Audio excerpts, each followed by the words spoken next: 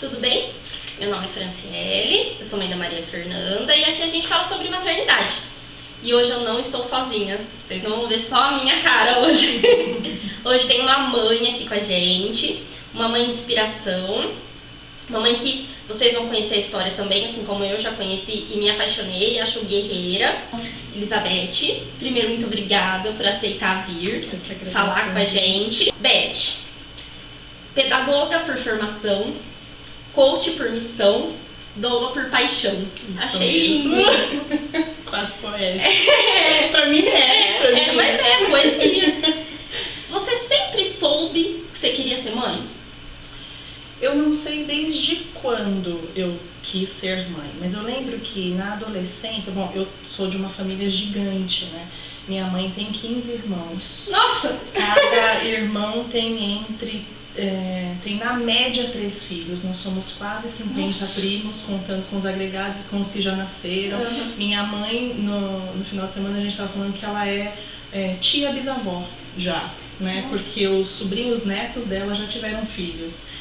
Então, ter criança por perto, ver barriga, sempre foi muito comum para mim. Mas na adolescência, acho que isso foi ficando mais claro.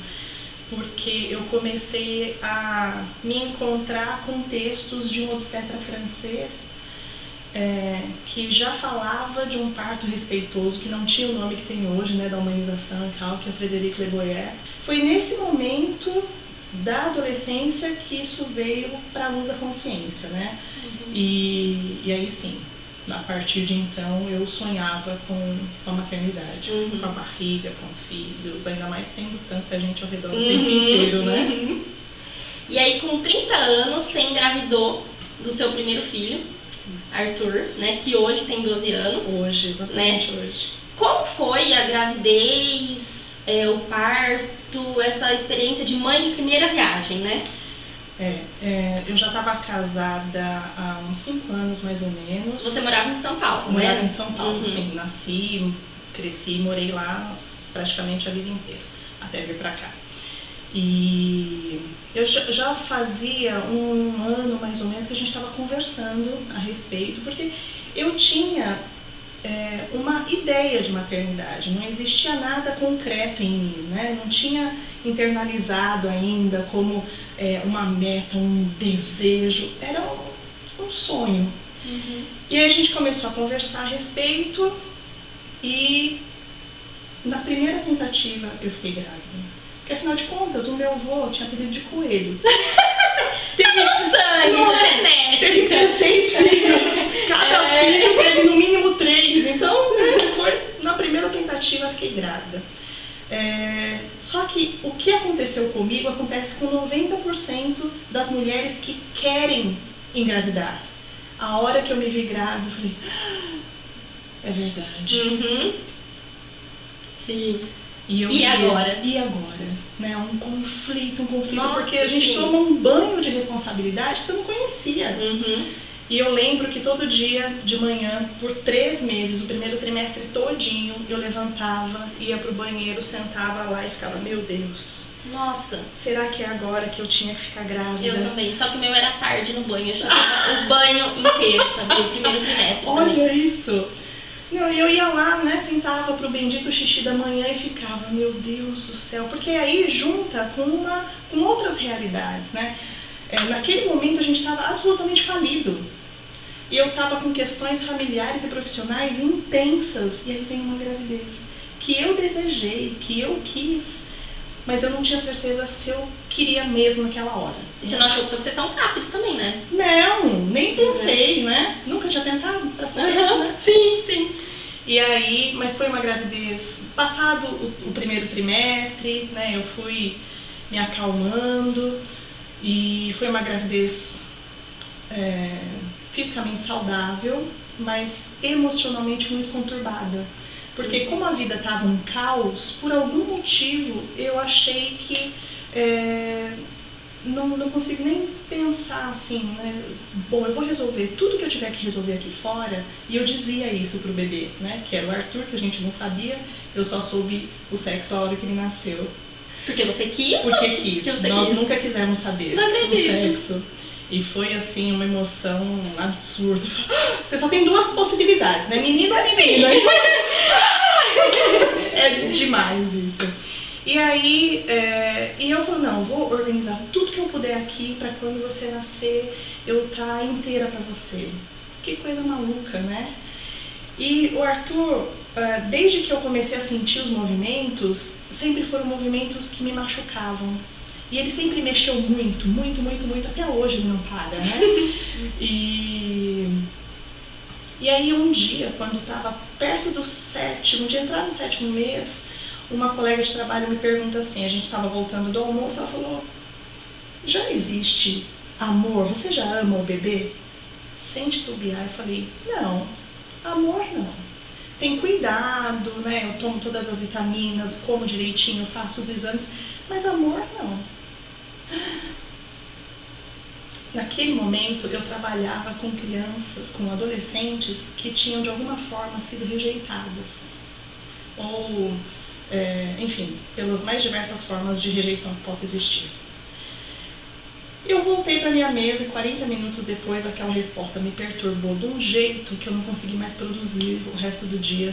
Acabou o dia, fui para casa, cheguei em casa, deitei na cama, chorava compulsivamente, falava, como é que eu não amo meu filho? E aquilo, né, assim, eu pensava nos adolescentes com quem eu lidava todos os dias, nas consequências da rejeição, e eu me dei conta de que eu estava rejeitando meu filho. E aí meu marido chegou, me viu naquela situação, né, olho inchado, nariz inchado, boca inchada, o que aconteceu? Eu perguntei, você ama o bebê? Aí ele respondeu com outra pergunta, por que você está perguntando isso? Eu falei, você tá melhor. Piorou a situação, né? Ele falou, calma, claro que eu amo, porque você ama. E aí fala, pronto, nem pai nem mãe ama essa criança, meu Deus do céu, o conflito cresceu demais. E aí ele conseguiu me acalmar, né? Consegui me conter, me controlar, chorei bastante. E liguei para uma tia com quem eu tenho uma afinidade muito grande e falei, contei a história. Ela falou, sabe esses movimentos que você diz que doem, que você não gosta de sentir porque te machucam, que você não consegue ficar sentada porque você sente dor? Será que não é o bebê querendo chamar sua atenção para ele? Olha só, que legal. Fiz. Mais uma, né? Mais uma. Não tinha pensado nisso. E aí eu percebi isso e falei, meu Deus, ela falou, eu duvido que não exista amor.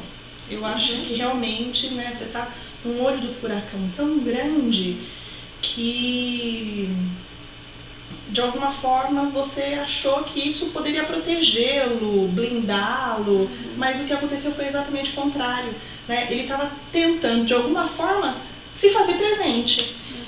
Então, diz para ele tudo o que aconteceu, por que você agiu como agiu até agora, que você vai mudar, o que você vai fazer para mudar, e diz para ele que você o ama. E se você acha que não ama, chame esse amor à existência. E aí eu fui tomar banho e foi um banho de corpo e alma, né? Chorei horrores e tive uma longa conversa com ele, dizendo dos meus motivos, que eles não justificavam aquela separação. E que eu passaria a agir diferente, por que eu achava que tinha tido essa ação, e que o amava, que nós o havíamos desejado, né? E me declarei profundamente e os movimentos não diminuíram a intensidade. Continuaram exatamente como eram, mas a partir daquele dia eu nunca mais senti dor. Olha só. Eu continuava sentindo os movimentos, mas eu nunca mais senti dor. Então, a psicologia pré-natal fala muito disso, né? E da necessidade da gente se conectar emocionalmente, independente do que esteja acontecendo lá de fora. Nem sempre é fácil, né? Eu sou né, um exemplo vivo disso, mas eu não tinha essa consciência. Então eu achei que estaria protegendo ele. Na verdade, eu estava me separando dele. E ele, numa inteligência indescritível, estava me chamando para essa conexão o tempo inteiro. E aí ele nasceu saudável, perfeito, de quase 41 semanas. E eu sempre, né, leitora de Le Boyer, sempre pensei num parto com luz baixa, silêncio, só os sons dele, num parto fisiológico, natural. Sério? Você já pensava isso? Já pensava. Procurar uma obstetra que pudesse me assistir, para me assistir num parto natural, né? E fui com essas recomendações. E não aconteceu. Aconteceu uma cesariana que hoje eu entendo como desnecessária, cheia de violência obstétrica, né? Então que eu fiquei, não vi ele nascer porque tinha aquele campo, ele foi violado de todas as formas, né? Com aspiração, cutucaram ânus, cutucaram nariz, cutucaram boca e fizeram um clampeamento imediato. Enfim, isso foi muito frustrante, eu me sentia tendo sido roubada. Isso causou problemas com a amamentação, muitos problemas com a amamentação. Arthur nunca mamou exclusivamente, né? Eu amamentei por 7 meses, mas sempre complementando. E eu me sentia absolutamente incompetente. Eu não consigo parir, não sou competente para parir, o meu corpo não funciona e eu não consigo amamentar. Eu não consigo produzir o suficiente para o que o meu filho precisa. E hoje também eu vejo que isso foi obra do sistema, né? Que mais pra frente eu descobri que tudo poderia ser diferente. Foi isso, basicamente. Já começou com emoções, né? Desde o primeiro. Aí, 4 anos depois, você engravidou do Heitor. Como foi essa gestação e esse parto, assim, rapidamente? O Heitor foi uma gestação muito desejada, né? Porque nós nunca fizemos planos de que o Arthur fosse filho único. E eu estava tentando. Eu não sabia que estava grávida, eu tinha certeza que eu estava doente. Porque saía uma coisa do meu peito que não tinha acontecido na gestação do Arthur, né? Então saía um líquido esbranquiçado do meu peito, eu sentia muitas dores, eu tava me sentindo esquisita, eu tô muito doente, eu tô muito doente, eu tô morrendo. E eu disse isso pra obstetra. E aí ela falou, e como foi que você menstruou? Eu falei, não sei, mas eu tô muito doente, eu preciso de fazer exames. E por que eu disse isso? Porque 15 dias antes eu tinha feito um ultrassom e tinha lá um cisto. E já era o Heitor. O Heitor é um cisto. Não é? E aí eu fiz um exame que aí descobri que estava grávida. A doença, né? Nossa, a doença que cria um volume de abdômen, assim, noites de insônia depois. E foi uma gestação muito, muito saudável, muito desejada. Eu adoro ficar grávida, né? Eu também. Adoro barriga. Passados os 3 meses, né? Adoro. E eu queria muito, né? E eu tinha certeza que era aquele momento. Eu tava querendo, foi um momento de transição profissional, então na minha cabeça tinha que ser naquele momento. E foi assim. Ele, infelizmente, eu continuei com a mesma assistência, né? E ele nasceu numa cesárea desnecessária, com todos os níveis de intervenção e violência que o Arthur. E isso também desencadeou muitos desafios na amamentação. E o Heitor, eu optei por desmamar o Arthur, né? E os desmames, eles são tema para um outro vídeo, porque né, são 3 desmames completamente diferentes. Eu ainda não tô nessa fase, né? E o Heitor me rejeitou, faltando 1 semana para completar 6 meses. porque ele tinha, eu também amamentava e complementava com mamadeira, com leite de vaca, fórmula, e ele usava chupeta também. Então, mamadeira e chupeta, confusão de bico, faltando um mês para completar 6 meses, ele me rejeitou. E aí, quando o Heitor tinha 1 ano e 15 dias... 1 ano e 12, na verdade. A vida te deu uma rasteira. Foi uma situação inimaginável, né? Quando ele tinha 1 ano e 12 dias, nós tivemos que correr pro pronto-socorro. Mas aquela foi uma noite muito ruim, e aí quando deu 9h45, 10 horas da manhã, eu olhei pra ele olhou pra mim de um jeito diferente, falei, vamos pronto-socorro agora. O olhar dele parece que passou pelo meu, né? E chegando no hospital, ele começou a ter convulsões, e aí induziram ele ao coma, né, para diminuir prováveis sequelas. E vai examinar, aquela uma meningite muito agressiva, muito agressiva. E aí ele faleceu, nós recebemos a notícia do laudo do óbito 3 dias depois. Então, mas ele faleceu assim que a gente chegou no hospital. Nossa, foi muito rápido. Muito rápido. Se eu fazendo assim, relembrando quando foi que ele começou a ficar mal, deu 24 horas de quando ele começou a ficar mal até... Não deu 24 horas. Ele começou a ficar mal de febre, de mal-estar, né? Um comportamento que a gente sabe que não tá muito bonzinho. Foi na tarde de sábado. E ele faleceu por volta das 10 da manhã de domingo. Muito rápido, muito agressivo, né? E eu com 11 anos tive meningite. Né? E essa meningite me custou 75% da audição de um ouvido. Sério? E a ele custou a vida. A nós custou a vida. Sim. E aí ficou 3 dias fazendo exames, porque não é fácil detectar a morte de um bebê. Então foram muitos exames. E eu ouvia, conversava, né, com os neurologistas pediátricos lá. E eles diziam, olha, são 3 dias no fio da navalha. 3 dias no fio da navalha. Eu lembro que entrou uma neurologista pediatra no quarto e ela estava muito, quase fora de si, né?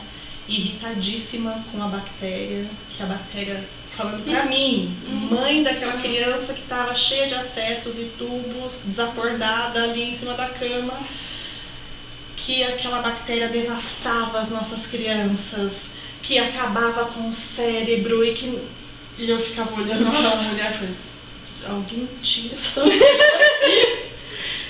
De onde ela veio? O que ela é assim? Pelo amor de Deus!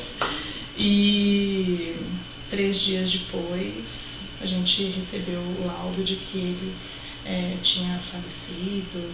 E não bastasse lidar com isso, a gente precisava saber como é que a gente ia fazer para dizer pro Arthur. Como foi essa notícia, esse pós? Pois é. Eu perguntei para pedir ajuda, na verdade, para 3 pessoas, porque eu não podia simplesmente... Quando nós fomos para o pronto-socorro, Arthur foi conosco. Então ele sabia que o Heitor estava no hospital e tal. Mas no dia que a gente recebeu a notícia, a primeira coisa que eu pensei foi, como é que eu vou dizer isso para Arthur?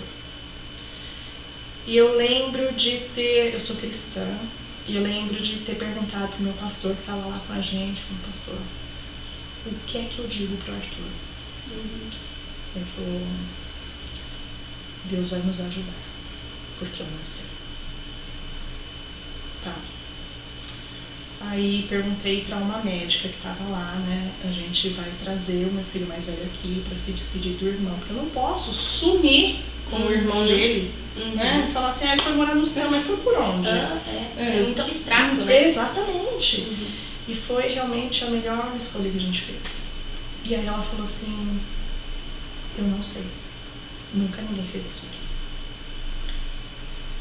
Só sei que você precisa ser rápida, porque depois que a gente desliga os aparelhos, né, eu não sei quanto tempo ele leva pra mudar a aparência e tal. E aí, liguei para uma terapeuta que havia me acompanhado por algum tempo antes, num período anterior, com quem eu mantinha contato. Perguntei para ela, falei, o que é que eu digo pro Arthur? E ela me trouxe para a realidade, falou, antes decida o que é que você diz para você. Respirei fundo. Ok, a médica não sabe, então eu vou ficar entre o pastor e a terapeuta. Deus vai nos ajudar para que eu diga alguma coisa para mim, para que eu possa dizer alguma coisa pro Arthur. E fomos buscá-lo na escola e todas as tardes, quando a gente ia buscar na escola, ele saía saltitante, correndo, brincando e pulava no nosso colo. E naquele dia, ele estava brincando, a hora que ele nos viu, ele parou de brincar, soltou o brinquedo, veio andando, deu um beijo em mim, um beijo no pai. Não veio correndo, saltitante, brincando e pulando no nosso colo. Nós não havíamos dito nada para ele. E as professoras nos disseram que ele passou a tarde chorando. Nossa. Vamos, filho, vamos. Aí a gente colocou ele no carro, ele olhou pro lado, não tinha cadeirinha do Heitor. Eu olhei isso, aí ele olhou pro lado, não tinha cadeirinha, aí ele voltou pra janela, olhou pro céu e perdeu o olhar do céu. E aí nós fomos dizendo pra ele que nós íamos pro hospital pra ele ver o Heitor. E tá bom. E a gente parou numa lanchonete que tinha na própria avenida. Tinha um brinquedão lá. Então tá, vamos lanchar. Lanchamos. E eu e o Sérgio sem saber muito bem o que a gente ia dizer, porque a gente, até então, a gente não tinha conseguido dizer nada pra nós mesmos. Muito bem. E o Arthur, não, eu quero brincar mais um pouco. Vamos, filho, lá, né, ver seu irmão. Tá, daqui a pouco. Vamos brincar mais um pouco. E ele protelou tudo que ele pôde.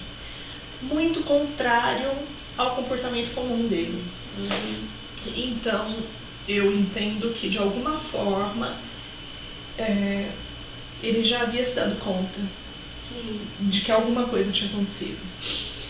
E aí, depois de muitas tentativas, nós fomos. Aí tinha as duas famílias estavam lá, muitos amigos, os professores da escola, porque o Heitor já ia para a escola com ele, né? Muito bem. Eu falei, olha, vocês não apareçam porque o que vocês estão fazendo aqui, né? É muita coisa para explicar ao mesmo tempo. Sim. Muito bem. Então fomos pro quarto, levamos a roupa que ele ia usar e entramos. Eu entrei com ele no colo e afastei um pouquinho, dei ele pro Sérgio, afastei um pouquinho o Heitor da lateral da cama. E aí eu falei, você quer dar um beijinho nele? Aí ele olhou, foi, deu um beijo na bochecha, e o Heitor, bochechas fartas, né? Aí ele olhou e falou assim, ele tá morrido, mamãe? Porque o olho tava um fiozinho aberto, sabe? Nesta hora, o pai desmontou. Tava firmão até aquela hora.